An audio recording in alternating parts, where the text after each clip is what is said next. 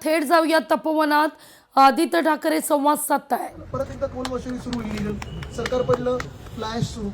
म्हणजे नेमकं आपण लढतोय कोणासाठी, कशासाठी, हा श्वास जो आपण घेतोय आणि जे काही आपण दिल्लीत पाहत आता म्हणजे ते AQI किती झालंय आज 1081 दिसत होतं. 1081 दिसत होतं. नाशिकचं होणार, सगळ्याच होणार. म्हणजे एक तुम्ही बघा, हे ना अरावली कापायची, हे ना वेस्टर्न घाट कापायचे, हे ना मायनिंग सगळीकडे सुरू करायचं, ही झाडं कापायची. मग कसलं काय राहणार? म्हणजे उद्या वाळवंट झाल्यानंतर आपण वाळवंट म्हणून राहणार का इथे? आणि ह्यांची पिढी ही निघून जाईल. हे सगळे जे लोक पैसे खात आहेत हे सगळं विकून हे परदेशी निघून जातील. भोगायला आपण इथे असू. बरं, दुसरा जो विषय निघतो ना इथे की कुंभमेळ्याचा, दशकांनी इथे कुंभमेळा होतच आले ना. कुंभमेळा होत असताना तुम्ही मला सांगा, कोणी कुंभमेळ्याला विरोध केलाय का? आपण तर नेहमी दर्शन घ्यायला येतो, बरोबर आहे. आता हे सगळे जे साधू महंत जगभरातून येत असतील, देशभरातून येत असतील, त्या अशा जागेसाठी येतात जिथे वनात तुम्हाला तपश्चर्या करायला मिळते. पण ही प्रभू श्री रामाची जागा आहे, पंचवटी असेल, ही तपोवन असेल, इथे त्यांचा स्पर्श झालेला आहे. मग हे सगळं तोडून कुठचा धर्म आपण वाचणार आहोत?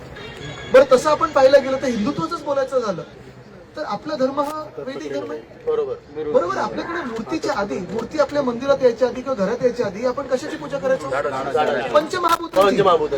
पंचमहाभूतांची. आता नदीचं आपण प्रदूषण पाहतो हा, ते पुण्यात पण मुळा मोठ्याचं जगात एकमेव उदाहरण असेल की ती नदी खोलीकरण त्याचं करण्याच्या ऐवजी अजून कमी करतायत आणि रुंद करायच्या ऐवजी अरुंद करतायत. जगभरात खोलीकरण रुंदीकरण होतं, इथे आपण उलट चालतोय. म्हणजे आपण नदीचं प्रदूषण, समुद्राचं, वन कापतोय. सगळे जर पंचमहाभूत ज्या मिनिटाला आपण तसं पाहायला गेलं तर आपण समाज म्हणून ज्या मिनिटाला या पंचमहाभूतांना आपण मूर्तीचं रूप दिलं आणि पूजन सुरू केलं. आधी पूजन म्हणून आपण प्रदूषणापासून मुक्त ठेवायचं या जागेनं, ती आपली खरी पूजा होती, खरी आस्था होती. आता हेच जे आपण मूर्त्या केल्या, मंदिरात आणल्या, आपल्या घरात आणल्यानंतर जी पंचमहाभूत आहेत त्यांनाच आपण प्रदूषित करायला लागलो, तर कुठचा धर्म टिकणार आहे आपला? आपलं जर आपला धर्म टिकवायचा असेल, हिंदुत्व टिकवायचं असेल, आपला वैदिक धर्म टिकवायचा असेल, तर आपल्याला पंचमहाभूत ज्याची आपण पूजा करायचो, पूजा पुन्हा एकदा सुरू करायला लागेल. आपल्याला त्याची खरी पूजा म्हणजे त्याच्या नष्टीकरणापासून त्यांना वाचवणं, प्रदूषणापासून वाचवणं. मला वाटतं हे आज आपण इथे ठरवलं पाहिजे. मी एकच तुम्हाला सांगतो, आज मला उद्धव साहेबांनी एवढ्यासाठीच पाठवलं आणि आम्ही सगळेच पक्ष म्हणून तुमच्या सोबत आहोत. जे काही तुम्हाला ऍफिडेव्हिट पाहिजे, जे काही पाहिजे ते लिहून देऊच. पण तुम्हाला अजून एक सांगतो मी, इथे कोणाला हात लावू द्यायचं नाही, हे आपण नाशिककर म्हणून ठरवलं. तुम्ही सांगत होता बाहेरचे कॉन्ट्रॅक्टर, बाहेरचे कोण, ठीक आहे, ते सगळं आपण नंतर बघून घेऊ. पण आपणच श्वास घेऊ शकलो नाही तर आपण कोण, बाहेरचे कोण, काय आपले काय पडते, हे काहीच राहणार नाही. तर नाशिकने देखील अरावलीमध्ये जसं, राजस्थानमध्ये जसं सगळे लोक रस्त्यावर उतरले तसं, आणि तुम्ही सगळ्या राजकीय पक्षांना सांगा, जर तुम्ही आम्हाला वचन नाही, पुढे वचनपूर्ती, कारण हे निवडणुकीपुरती नाटक पण खूप लोक करतात, त्याच्या पुढेही जाऊन जर तुम्ही आम्हाला इथे हे वन वाचवायला ताकद दिली नाही तर आम्ही तुम्हाला हद्दपार केल्याशिवाय राहणार नाही. हे तुम्ही सगळ्या राजकीय पक्षांना इन्क्लुडिंग आम्हाला आजपासून पत्र द्या आणि आम्हाला रस्त्यावर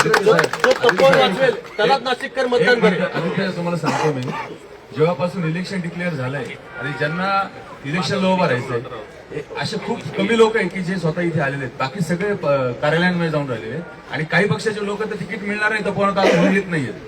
आणि त्यांना म्हणा की तुम्हाला जगायचंय की मरायचंय, पहिले तुम्ही जगवण्यासाठी तुम्ही हे सोशल वर्क करा, नंतर आम्ही तुम्हाला नगरसेवक म्हणून बघू ना. तुम्हाला नगरसेवक व्हायचंय की तुम्हाला फक्त त्यांची सेवा करायची? चापलुसी करणारे नगरसेवक नको आहे आम्हाला. आम्हाला नाशिक साठी भूमिका घेणारे नगरसेवक पाहिजे. एक आमदारांनी ते पाय ठेवला नाही, एका सुद्धा आमदारांनी, एक आमदार सुद्धा ते पाय ठेवला नाही. आणि कुठलाही नगरसेवक आलेला नाही. नाशिकमध्ये हीच कचेरीची ऑर्डर नाही, तर तुफान कत्तल चालू आहे झाडांची. आदित्य सर, याकडे तुम्ही जरूर लक्ष द्या. आहे सगळीकडेच महाराष्ट्रात सत्ताधारी सोडले तर सगळे. लोकशाही मराठी ऐका, पहा, जागरूक रहा.